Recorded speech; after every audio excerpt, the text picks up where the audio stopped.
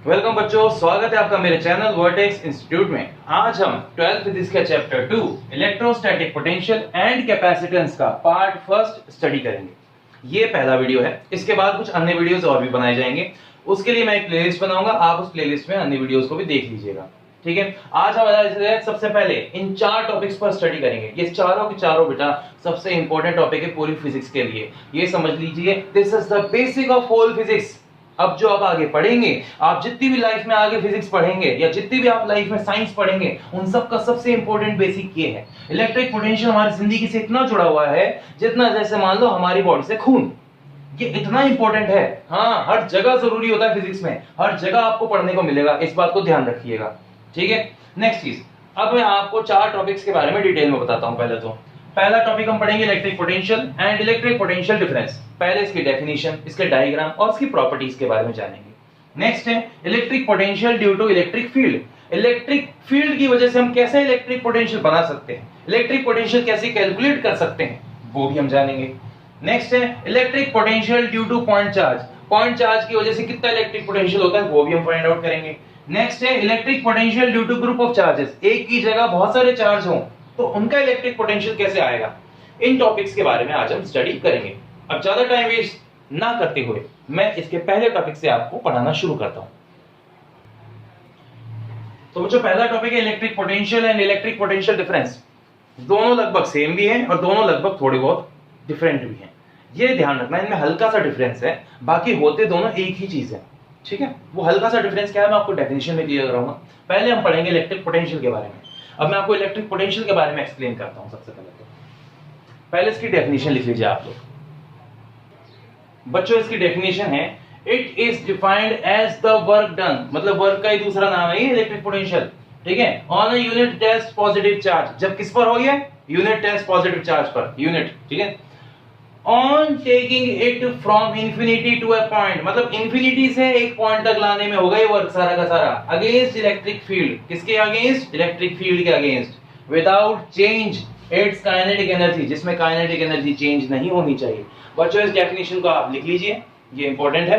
फिर मैं आपको इसके डायग्राम से एक्सप्लेन करता हूं ये है क्या एक्चुअली में। तो बच्चों क्या है कि मान लेते हैं ये रही इलेक्ट्रिक फील्ड, यूनिफॉर्म हो नॉन यूनिफॉर्म हो कोई फर्क नहीं पड़ता। यहां पर इंफिनिटी है और यहां पर एक चार्ज रखा है, पॉइंट चार्ज क्यू नॉट। उसे मैं लेकर आया हूं एक पॉइंट तक, इस पॉइंट तक, ए पॉइंट तक। तो यहां से लेकर यहां तक लाने में मुझे इलेक्ट्रिक फील्ड के अगेंस्ट में वर्क करना पड़ा। वो वर्क है W। ये वर्क मुझे किस पे करना पड़ा, Q नॉट पर। ठीक है, तो इसी वजह से इस W अपॉन Q नॉट को, work on per unit charge को कहलाएंगे हम इलेक्ट्रिक पोटेंशियल। ठीक है, जैसे कि हम इसे कह सकते हैं V is to W upon में Q नॉट। ये इसका फॉर्मूला होता है according to definition, according to diagram. अब मुझे ये समझाइए, क्या ये इसके पाथ पे डिपेंड करता है? नहीं। मैं इसे किसी भी रास्ते से लाऊं, कैसे भी लेकर आऊं, ये इसके डिस्प्लेसमेंट पे डिपेंड करेगा। किस पे डिपेंड करेगा, डिस्प्लेसमेंट पे, ना कि डिस्टेंस पे। बिकॉज इलेक्ट्रिक पोटेंशियल डिपेंड करता है इलेक्ट्रिक फील्ड पे, इलेक्ट्रिक फील्ड डिपेंड करती है कूलम्ब्स लॉ पे। कूलम्ब्स लॉ एक कंजर्वेटिव फोर्स है, इसी वजह से। तो कंजर्वेटिव फोर्स वो होते हैं जो डिस्प्लेसमेंट पर निर्भर करते हैं, इनिशियल और फाइनल पॉइंट पे डिपेंड करते हैं, ना कि पाथ पे डिपेंड करते हैं। तो बच्चों होगा यूं कि V is equal to W upon Q nought कहलाएगा। ये इसका डायग्राम कहलाएगा। इलेक्ट्रिक फील्ड में आप एक पॉइंट तक लाओगे, तो इलेक्ट्रिक फील्ड में जो आप ला रहे हो किसी यूनिट चार्ज को लेकर, और जो आप वर्क कर रहे हो उसी को इलेक्ट्रिक पोटेंशियल कह देंगे। हाँ, इसकी डेफिनेशन थोड़ी अजीब सी लगती है समझने में, बस सीधा सिंपल समझ लो, इलेक्ट्रिक पोटेंशियल वो है जो चार्ज को मूव करवाता है, जो चार्ज को एनर्जी देता है, बस। ठीक है, ये इसका सिंपल सा मीनिंग है, पर इतना सिंपल मीनिंग हम फिजिक्स में कंक्लूड नहीं कर सकते आसानी से। अब मैं इसके फॉर्मूलास दिखाता हूं, बाकी क्या आपको। बच्चों एक फॉर्मूला तो मैंने आपको लिखवा दिया, दूसरा फॉर्मूला है V is equal to W upon में Q। इफ अगर Q का वैल्यू 1 कूलम हो जाए तो V किसके बराबर हो जाएगा, W के बराबर हो जाएगा। तो वर्क किसके बराबर हुआ, इलेक्ट्रिक पोटेंशियल के बराबर ही तो हुआ फॉर यूनिट चार्ज। हाँ बिल्कुल सही बात है। अब आती है इसकी यूनिट्स के बारे में। ठीक है, यूनिट्स क्या होती हैं इसकी, 1 volt is equal to 1 joule upon में 1 कूलम। ठीक है, नाउ नेक्स्ट चीज, इसको ऐसे लिख सकते हैं 1v इक्वल टू 1 j/c। बेटा ये क्वेश्चन आया हुआ है बोर्ड में, एक बार ध्यान रख लेना, इसलिए अच्छे से तैयार कर लेना इसको, यूनिट्स वगैरह मत भूल जाना। अब बाकी बची इसकी डायमेंशन, तो डायमेंशन आप खुद बना सकते हैं। ओके, अब मैं आपको दूसरी डेफिनेशन इलेक्ट्रिक पोटेंशियल डिफरेंस के बारे में समझाता हूं। बच्चों अगली डेफिनेशन इलेक्ट्रिक पोटेंशियल डिफरेंस, मतलब किन्हीं दो पॉइंट्स के बीच का जो इलेक्ट्रिक पोटेंशियल में डिफरेंस होगा उसी को हम इलेक्ट्रिक पोटेंशियल डिफरेंस कहेंगे। अब बड़ी बच्चों वाली डेफिनेशन है पर ऐसी नहीं है, इसकी एक्सप्लेन एक्चुअली में थोड़ी सी अलग है। मैं समझाता हूं इसकी एक्चुअल डेफिनेशन क्या है, आपको लिखाता हूं, आपको देखिए। बेटा इलेक्ट्रिक पोटेंशियल की डेफिनेशन बिल्कुल पहले वाले की जैसी है, बस थोड़ा सा फर्क ये है, on taking it from one point to another point, बस इतना सा फर्क। अब देखो मैं इसकी पूरी डेफिनेशन आपको समझाता हूं। It is defined as the work done on unit test positive charge on taking it from one point to another point, एक पॉइंट से दूसरे पॉइंट तक इलेक्ट्रिक फील्ड में अगेंस्ट द इलेक्ट्रिक फील्ड ले जाने में। ओके, जो विदाउट चेंजेस काइनेटिक एनर्जी, जिसमें काइनेटिक एनर्जी चेंज नहीं करते हैं, called electric potential difference. It is defined as, it है ना, वही इसका मीनिंग है, ठीक है, इलेक्ट्रिक पोटेंशियल डिफरेंस। ठीक है बच्चों, ये चीज हो गई, तो ये इसकी डेफिनेशन हुई। अब मैं आपको इसका मीनिंग समझाता हूं डायग्राम के थ्रू।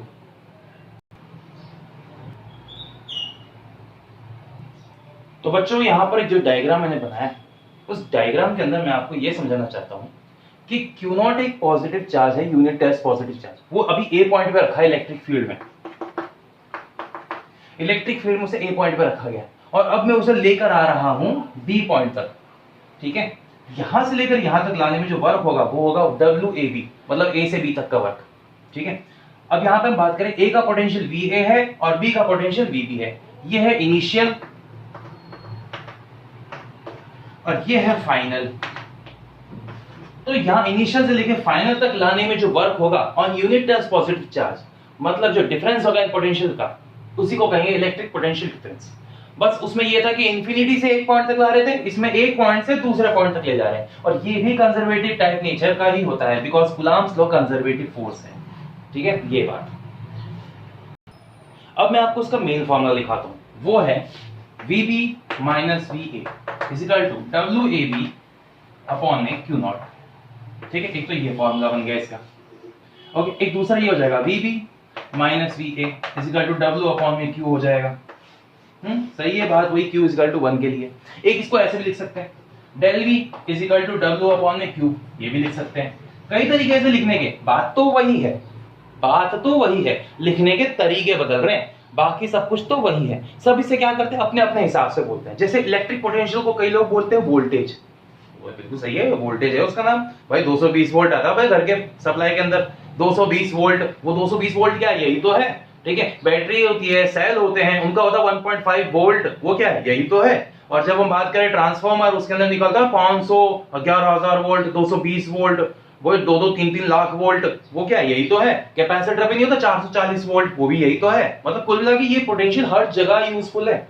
यही पोटेंशियल डिसाइड करता है एनर्जीज को, यही पोटेंशियल डिसाइड करता है acceleration of the charge particles, यही पोटेंशियल डिसाइड करता है movement and the energy of the charge particle in respect to the frame of reference.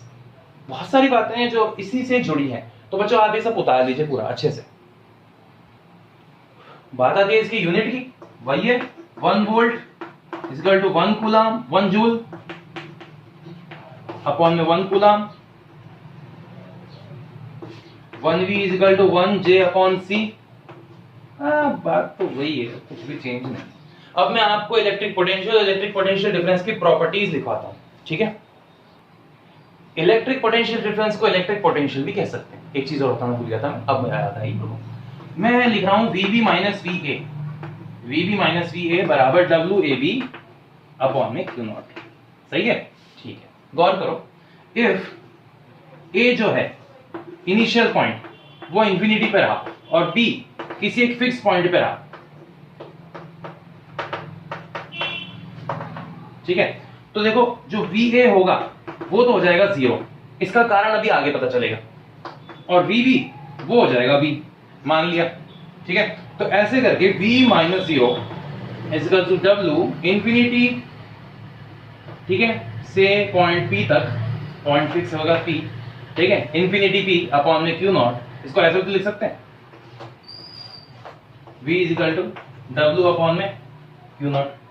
मतलब बात तो वही है। तो इलेक्ट्रिक पोटेंशियल डिफरेंस को हमने इलेक्ट्रिक पोटेंशियल में बदल दिया, कुछ फर्क पड़ा नहीं, बात तो वही हुई।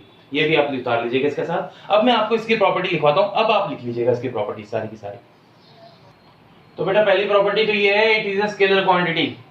इलेक्ट्रिक पोटेंशियल हमेशा स्केलर होती है, ध्यान रखना। उसमें पोलैरिटी होती है पॉजिटिव नेगेटिव, पर हम हमेशा इसको क्या करते हैं, स्केलर ही मानेंगे, ध्यान रखिएगा। नेक्स्ट है, it is dependent on Coulomb's law. ये कूलम्ब लॉ यानी कंजर्वेटिव फोर्स पे डिपेंड करती है। बेटा नेक्स्ट पॉइंट ये है, it does not depend upon the path of work done. मतलब चार्ज कैसे चलकर आया है टेढ़ा मेढ़ा, उस पाथ पे डिपेंड नहीं करेगा ये हमेशा डिपेंड करेगा, it depends on the initial and final point. ये इनिशियल और फाइनल पॉइंट के बीच के डायरेक्ट डिस्टेंस, डिस्प्लेसमेंट डिस्टेंस पे डिपेंड करता है। नेक्स्ट है, इट इज प्योरली पोटेंशियल। ये प्योरली पोटेंशियल होता है, हेंस इसी वजह से the change in kinetic energy is zero, और इसलिए इसके काइनेटिक एनर्जी का चेंज हमेशा जीरो रखा जाता है। ये रहा इलेक्ट्रिक पोटेंशियल के बारे में डिटेल पॉइंट। अब मैं आपको इसका आज का हमारा second topic, electric potential due to electric field find out करेंगे। बच्चों नेक्स्ट टॉपिक है electric potential with the help of electric field, यानी electric potential due to electric field. Electric field की मदद से अब हम कैसे इलेक्ट्रिक पोटेंशियल को फाइंड आउट करेंगे, उसके बारे में अब हम जानेंगे। देखिए कैसे होता है, मान लीजिए, ठीक है, एक डेरिवेशन है इसलिए इसको समझ लीजिएगा अच्छे से। मान लीजिए कि ये इलेक्ट्रिक फील्ड लाइंस हैं, इलेक्ट्रिक फील्ड की लाइनें आ रही हैं, ठीक है। यहां पर एक Q नॉट चार्ज को रखा गया है, पहले कहां रखा गया, A पॉइंट पे, और ये इलेक्ट्रिक फील्ड की डायरेक्शन है इस तरफ, देख लीजिए, ठीक है। और मैं इस चार्ज को लेके जा रहा हूं इस तरफ, कहां पर, B पॉइंट तक, जहां का पोटेंशियल क्या होगा, A का पोटेंशियल होगा VA और B का पोटेंशियल होगा VB।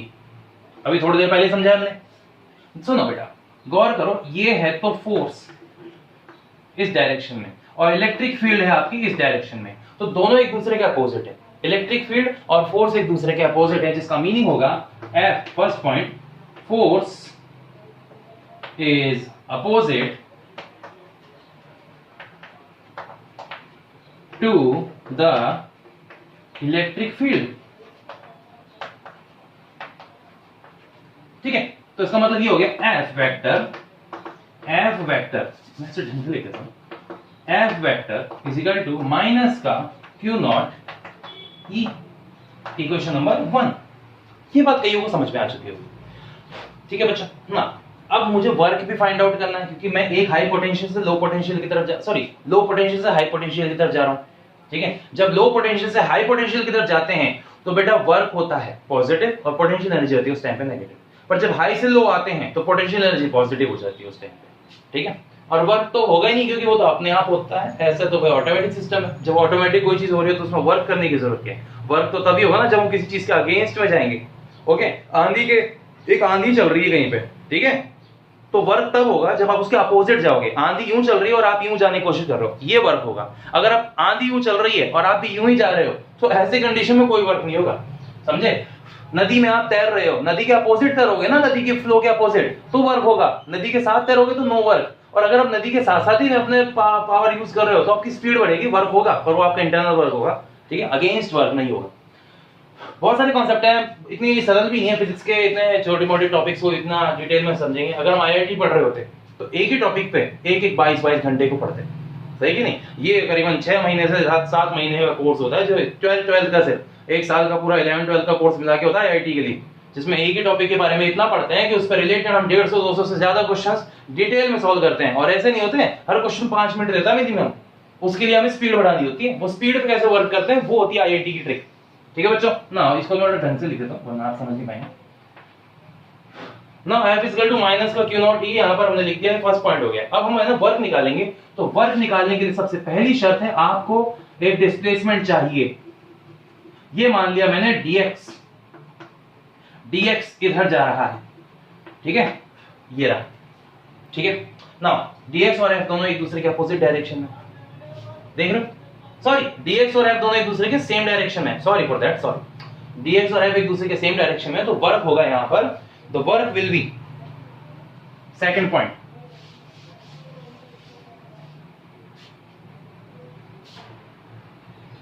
Work against capital E, यानी इलेक्ट्रिक फील्ड के अगेंस्ट में जो वर्क होगा, इलेक्ट्रिक फील्ड पूरा लिख देता हूं वरना आप लोग बोलेंगे क्या है, शॉर्टकट में लिखवा सकता हूं पर बच्चों फिर क्या है, बच्चों के लिए जो कम जानते हैं, जिनके पास बेसिक नॉलेज नहीं होती है, उनको बहुत दिक्कत होती है फिर बाद में, तो इसलिए उनके लिए मैंने पूरा डिटेल में लिखाने का फैसला किया है। ठीक है, अब हम बात करें जो work done against electric field होगा वो होगा dW। ठीक है बच्चों, और उसका फॉर्मूला होगा F dot dx, equation number second. ये लो बच्चों, ठीक है, ये हुआ सेकंड पॉइंट। अब हमें इस डायग्राम की जरूरत नहीं है, जो 2 पॉइंट थे वो तो आ गए हमारे ना, थर्ड पॉइंट की बारी। ओके, ये उतारते जाइएगा लगातार। थर्ड पॉइंट ये कहता है by the definition of electric potential difference,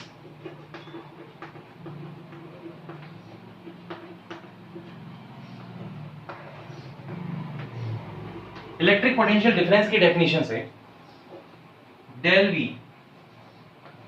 is equal to dW upon में Q नॉट। ठीक है बच्चों, ये चीज अब यहां तक आपने पूरा लिखा होगा, मैं इसे पूरा मिटा रहा हूं। ठीक है,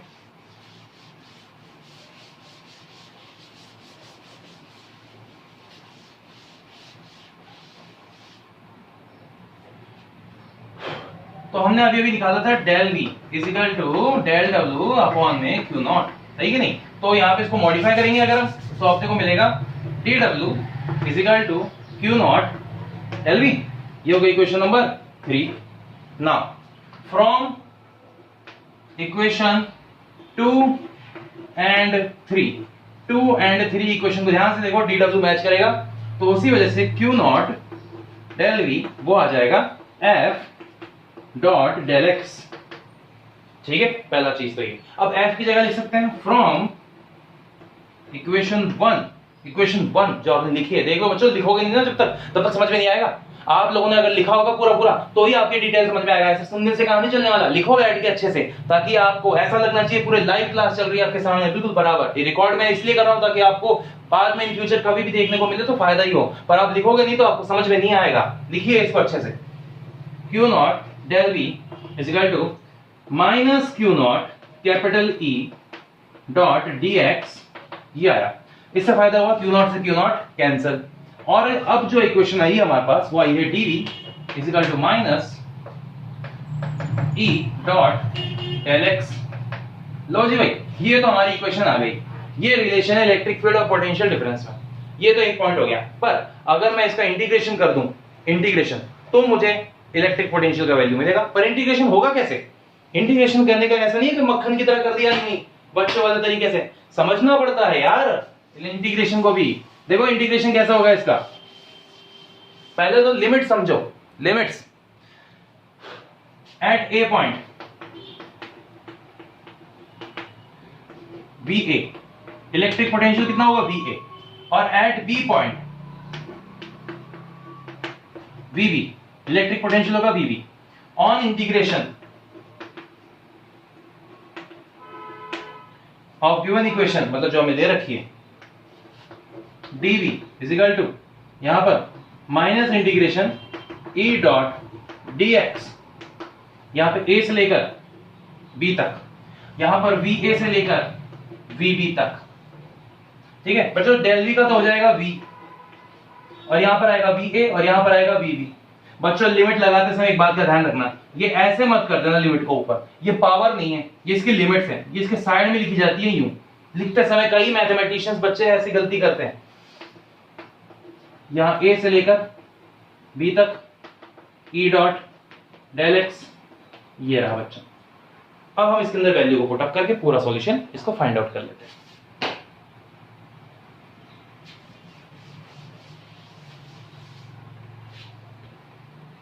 ये छोटी छोटी गलतियां ही आपके नंबर कटाती हैं, ये छोटी छोटी गलतियां आपको कॉन्सेप्ट से दूर करती हैं, इसलिए ध्यान रखना। यहां पर आएगा VB माइनस VA, और यहां पर आएगा माइनस इंटीग्रेशन A से लेकर B तक ऑफ E डॉट dx। ये फॉर्मूला जो बन रहा है ना बच्चों, इस फॉर्मूले की मदद से आप इलेक्ट्रिक पोटेंशियल डिफरेंस कैलकुलेट कर सकते हो। अब इफ अगर ए पर, ठीक है ना, एट इंफिनिटी हो जाए तो VA का वैल्यू क्या रख दिया जाएगा, 0। और B की बात करूं, अगर B किसी फिक्स पॉइंट पे हो, फिक्स डिस्टेंस जैसे R पर रखिया जाए, ठीक है, तो VB को हम मान लेंगे V। ऐसे करके, ऐसे करने से फायदा ये होगा कि ये फॉर्मूला और भी इजी फॉर्म में कन्वर्ट हो जाएगा, ठीक है। और ये ऐसे हो जाएगा V minus 0 is equal to integration minus में इंफिनिटी से R E डॉट dx, ये इसका फॉर्मूला होता है। अब इसको ऐसे लिख सकता हूं, V is equal to minus integration infinity से R E डॉट dx। लो बच्चों, ये है इलेक्ट्रिक फील्ड से इलेक्ट्रिक पोटेंशियल बनाने का तरीका, ये है वो तरीका, ठीक है बच्चों। ये टॉपिक सेकंड वाला खत्म होता है। अब हम थर्ड टॉपिक की तरफ जाते हैं, अपने थर्ड टॉपिक की तरफ बढ़ते हैं बच्चों। अगला टॉपिक है हमारा electric potential due to point charge. Point charge की वजह से कितना इलेक्ट्रिक पोटेंशियल हम फाइंड आउट कर सकते हैं, उसका डेरिवेशन है ये भी इंपॉर्टेंट है। पहले आप इसके डायग्राम को समझ लीजिए, ठीक है। डायग्राम को समझने के लिए आपको सबसे पहले एक चार्ज को अज्यूम करना होगा, क्यू चार्ज।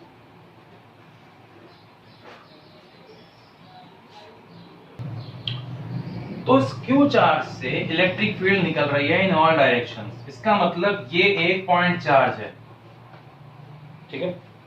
यही पॉइंट चार्ज की इलेक्ट्रिक फील्ड यहां जाएगी आगे की तरफ। यहां पर हमने एक पॉइंट P मान लिया, थोड़ा ज्यादा दूर हो गया, पास में ले लेते हैं, थोड़ा इजी रहेगा। यहां से P पॉइंट तक की डिस्टेंस को हमने मान लिया R। P पॉइंट फिक्स है और फिक्स पॉइंट हमारा P है, उसके आगे। अब इसके आगे का अजम्पशन देखिए क्या होता है। यहां पे इंफिनिटी है और इंफिनिटी पे एक पॉइंट चार्ज Q नॉट को रखा गया है। Q नॉट को धीरे धीरे खिसका कर लाया जा रहा है यहां तक, ठीक है। ओके, फोर्स भी इस साइड में लगाया जा रहा है, पर इलेक्ट्रिक फील्ड इस साइड में जा रही है। देखिए, इलेक्ट्रिक फील्ड यूं जा रही है और फोर्स यूं जा रहा है। फिर हमने क्या किया, A पॉइंट से लेकर B पॉइंट तक एक डिस्प्लेसमेंट किया है dx, और इसके मिड डिस्टेंस से, इसका मिड पॉइंट से यहां तक का जो डिस्टेंस है उसे हमने मान लिया है x, ठीक है। यहां पर x पॉइंट पर जो इलेक्ट्रिक फील्ड होगी वो होगी E, और उसका फॉर्मूला होगा kq अपॉन में x स्क्वायर। ये फॉर्मूला बच्चों आपने चैप्टर नंबर 1 के अंदर पढ़ा होगा, ठीक है, जरूरी है ये। अगर ये फॉर्मूला आपने नहीं पढ़ा तो पहले जाके उस वीडियो को देखिए, फिर इस वीडियो को समझिएगा, ठीक है। तो x तक की डिस्टेंस पर हमें ये पता चल गया, फोर्स भी मिल गया, ये सब चीजें भी हो गई, सारा कुछ समझ में आ गया। ये dx हम इधर ले रहे हैं, f इधर ले रहे हैं, E इधर ले रहे हैं। E और f एक दूसरे के अपोजिट हैं, ठीक है बच्चों, ये ध्यान रखने की चीज है। ये हो चुका है। नाउ अब आगे की कहानी ये कि भाई f और dx तो सेम डायरेक्शन में, E अपोजिट है। अब हमें ऐसे तो वो डायरेक्शन अपोजिट लेकर माइनस करने की जरूरत नहीं है, बिकॉज क्योंकि हम पहले से ये चीज सॉल्व कर चुके हैं ना, ठीक है कि नहीं। अगर हम चाहें तो उसकी डायरेक्शन को कंसीडर नहीं करेंगे तो भी अपने को काम निकल जाएगा, बिकॉज dx है ना जो, वो क्या चाहता है, चार्ज को यहां धकेलना चाहता है, ठीक है। ये चीज, ये कंफ्यूजिंग पॉइंट है, इस वाले पॉइंट को छोड़िए, आप सिर्फ dx पर ध्यान दीजिए। नेक्स्ट चीज आती है यहाँ पे electric potential due to point charge के बारे में।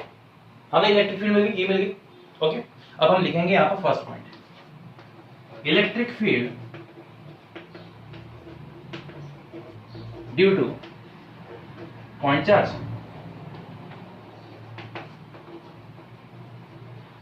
कितनी होगी, E होगी और वो होगी kq अपॉन में x स्क्वायर। थोड़ा ढंग से लिख देता हूँ वरना आप बाद में चिल्लाएंगे। E is equal to kq upon में x स्क्वायर। ये हो गई इक्वेशन नंबर 1। हाँ, इसको थोड़ा सा हटाओ, इसको बहुत ज्यादा हो रही है, जगह ले रही है, ठीक है। तो इसे भी इक्वेशन नंबर 1 कह दो, क्या फर्क पड़ता है। हाँ, तो E का फॉर्मूला तो आ चुका अपने पास। अब आगे की बात, इसके अंदर नेक्स्ट पॉइंट आता है जो हमने पढ़ा था अभी थोड़ी देर पहले। अब इसकी कोई जरूरत नहीं हमें।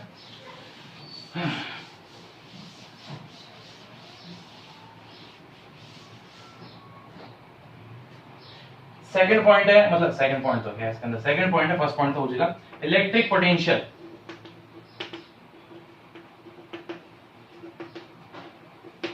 Due to point charge, sorry electric potential due to electric field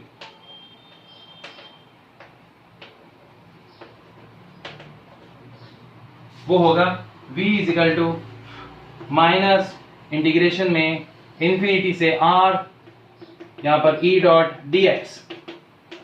ठीक है ना, इसको सही से लिखेंगे, देखो कैसे, minus integration e dx cos 0 degree. e और dx, देखो e और f एक दूसरे के अपोजिट है, जबकि e और dx सेम डायरेक्शन में है। ठीक है, ये ध्यान रखने की चीज है। अब यहाँ पर इंफिनिटी मानी थी हमने, यहाँ पर r माना था, तो हमारे पास v का फॉर्मूला मिल चुका है माइनस इंफिनिटी से r e dx equation number second. ये हमारे पॉइंट हो चुका है, ये ध्यान रखिएगा बच्चों। अब इसके आगे कैलकुलेशन बाकी है, तो यहाँ पे जो कैलकुलेशन होने वाली है वो है इंटीग्रेशन की कैलकुलेशन बच्चों। कौन सी है? इंटीग्रेशन। और अगर आपने इंटीग्रेशन नहीं देखा है तो मैं वीडियो के डिस्क्रिप्शन में एक लिंक दे रहा हूं जिसमें मेरा खुद का इंटीग्रेशन का भी सिखाया हुआ वीडियो है। उसमें इंटीग्रेशन के एक से एक फॉर्मूले, एक से एक तरीके से चीज बताई गई है, आप उसको देखिए, इंटीग्रेशन आपको समझ में आ जाएगा, कौन सा फॉर्मूला लगाया है, कैसे लगाया है, वो सब समझ में आ जाएगा। और ये वाला इंटीग्रेशन तो बेटा बहुत जरूरी है जो मैं करवाने जा रहा हूं, क्योंकि ये आगे 5 बार रिपीट होगा। 5 बार क्या, 6 बार रिपीट होगा। तो यहां पर फ्रॉम इक्वेशन 1 एंड 2, 1 और सेकंड इक्वेशन को मिला देंगे तो v आएगा इंटीग्रेशन माइनस में इंफिनिटी से r, यहां पे e का वैल्यू रखेंगे k क्यूब अपॉन में x स्क्वायर, यहां पे dx। अब चलो ये आ चुका है, अब इंटीग्रेशन सॉल्व करना बाकी है बस। माइनस का k क्यूब इंटीग्रेशन होएगा 1 अपॉन x स्क्वायर, यहां पे dx इंफिनिटी से r। तो भैया शुरू हो जाते हैं। अब देखिए माइनस का k क्यूब इंटीग्रेशन इंफिनिटी से r, x की पावर हो जाएगी माइनस का 2 dx। फिर इसमें एक फॉर्मूला होता है, वो फॉर्मूला भी लगाएंगे, माइनस का k क्यूब, यहां पर फॉर्मूला होगा x की पावर माइनस का 2 प्लस 1 अपॉन में माइनस का 2 प्लस 1 इंफिनिटी से r। ये फॉर्मूला कौन सा है देख लीजिए, क्योंकि इंटीग्रेशन x की पावर n dx का फॉर्मूला होता है x की पावर n प्लस 1 अपॉन में n प्लस 1 प्लस c।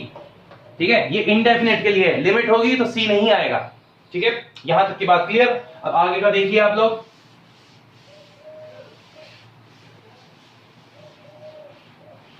इसके आगे क्या होता है वो देखिए आप लोग। माइनस का k क्यूब, ओके, यहां पर x की पावर माइनस 1 बची, नीचे की माइनस 1 बची, और यहां पर इंफिनिटी से r बचा। इसको सही तरीके से लिखेंगे, माइनस का k क्यूब माइनस का 1 अपॉन r, सॉरी x आएगा, मैं भी ना ध्यान नहीं दे रहा, वो जल्दबाजी में काम हो रहा है, कोई नहीं, यहां पर हो गया। अब हम बात करें माइनस का 1 जो है उसको बाहर ले लेंगे, तो माइनस माइनस प्लस, या फिर मैं काट दो यार, k क्यूब यहां पे 1 अपॉन r इंफिनिटी से, सॉरी 1 अपॉन x इंफिनिटी से r। मैं इसे बार बार r इसलिए कर रहा हूं क्योंकि हो रहा है। और v का फॉर्मूला आ गया k cube 1 upon r minus 1 upon infinity, और 1 अपॉन इंफिनिटी 0 होती है, 1 अपॉन इंफिनिटी 0 होती है, और v का फॉर्मूला हो गया k क्यूब, मैं इसको ढंग से लिखता हूं अच्छे से, तो आप लोग बाद में बोलेंगे समझ दिखाई नहीं दे रहा।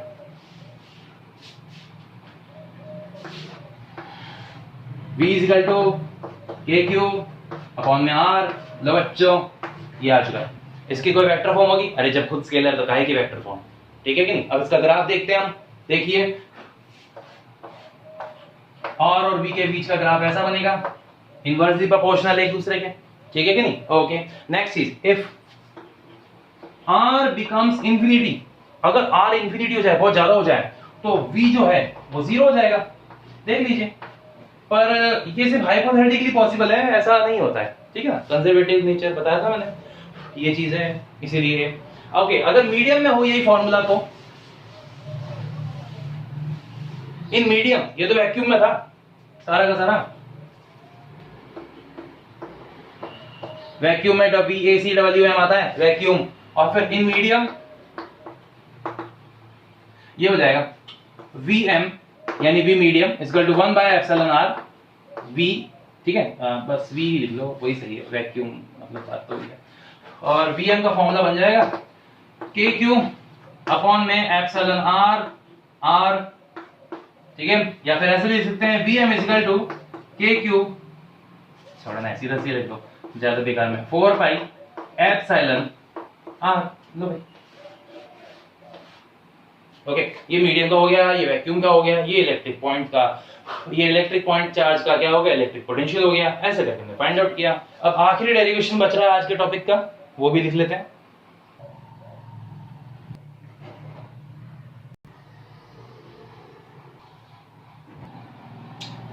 तो बच्चों अब चौथा पॉइंट हम स्टडी करेंगे। उस पॉइंट के अंदर हम ग्रुप ऑफ चार्जेस की वजह से इलेक्ट्रिक पोटेंशियल को कैलकुलेट करेंगे। देखिए, electric potential due to group of charges, इसमें क्या होगा, हम एक पॉइंट P कंसीडर करेंगे, ठीक है, और उसके चारों ओर खूब सारे चार्ज Q1, Q2, Q3, ऐसे करते हुए Qn, बहुत सारे चार्ज है। पहले वाले की डिस्टेंस R1 मानेंगे, दूसरे की R2, तीसरे की R3 और चौथे की होगी Rn। इन सब का पोटेंशियल होगा, पहले वाले का होगा V1, दूसरे का होगा V2, तीसरे का होगा V3 और चौथे का होगा Vn, मतलब n वाले का होगा Vn। ऐसे करते हुए इसका जो यहाँ पे टोटल पोटेंशियल होगा, total potential is equal to the algebraic sum of all potentials. ठीक है, अब मैं आपको इसकी थ्योरी लिखवा देता हूँ। तो बच्चों यहाँ पे मैंने इसकी थ्योरी लिख दी है। Let us assume A point P which is kept around Q1, Q2, Q3 dot dot dot Qn charges and distances वहां पे है R1, R2, R3, Rn। ठीक है, ये चीज। अब इसका जो नेट पोटेंशियल होगा वो हमें कैलकुलेट करना है और उसी के बारे में हमें समझना है। तो बच्चों यहाँ पे लिखा है the total potential at point P is equal to the algebraic sum of all potential। सभी पोटेंशियल का algebraic sum होगा। V net is equal to V1 plus V2 plus V3 dot dot dot dot Vn। बच्चों यहाँ पर ये scalar है, याद रखना, वेक्टर नहीं है। अब इसके आगे की कैलकुलेशन कंटिन्यू होगी, आप लोग इसको कंटिन्यू देखें।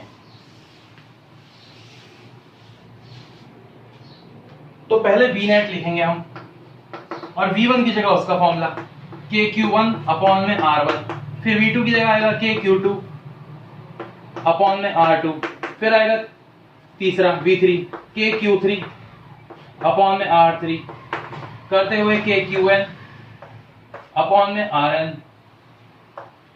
ये चीज हो गई। यहां पर हम बात करें K को कॉमन ले लेंगे और यहां पर Q1 अपॉन में R1 प्लस Q2 अपॉन में R2, Q3 अपॉन में R3, Qn अपॉन में Rn, ये होता है। ये रहा V net का फॉर्मूला। अब हम इसे शॉर्ट फॉर्म में लिख देंगे। V net is equal to K sigma I बराबर 1 से शुरू होगा और N पर खत्म होगा, जहां पर होगा QI अपॉन में RI। ठीक है, और ये इसका V net यानी नेट पोटेंशियल हमने फाइंड आउट कर लिया। ओके बच्चों, ना अब मैं एक छोटे से न्यूमेरिकल आपको कराता हूं। तो बेटा पहला न्यूमेरिकल बड़ा सिंपल है। Find the electric potential around a charge of 3 microcoulomb.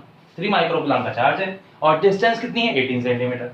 तो Q का वैल्यू तो दे दिया आपने को 3 माइक्रोकूलम और ये हो गया 3 × 10⁻⁶ कूलम और R का वैल्यू हो गया बेटा 18 सेंटीमीटर यानी 18 × 10⁻⁻2 मीटर।